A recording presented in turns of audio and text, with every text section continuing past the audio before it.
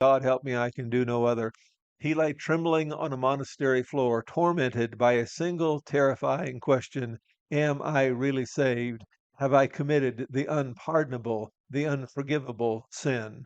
Luther didn't struggle with whether or not God existed. Maybe you struggle with that, and a number of videos about that, and we can talk about that on another occasion. But he struggled with whether or not God could love someone like him. As a young monk, he was consumed with guilt and fear. He fasted, flogged himself, confessed his sins for hours. He wore out his confessors, trying to remember every stray thought and shadowy motive. But the harder he tried to become righteous, the more unworthy he felt.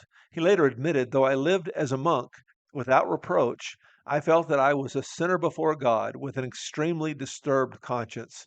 I did not love, yes, I hated the righteousness of God who punishes sinners. That spiritual anguish had a name in German. Now, I can't pronounce this name. I'm going to put it up on the screen, and maybe someone there study a little German or speaks a little German, and maybe you can pronounce that for me, but I'm not even going to try to pronounce that German word right there. But anyway, it's a word that means more than doubt. It includes spiritual attack, despair, darkness, deep wrestling with God and with self. Luther's inner turmoil was so intense that tradition says, while alone in the Wartburg Castle translating the New Testament, he felt tormented by Satan himself.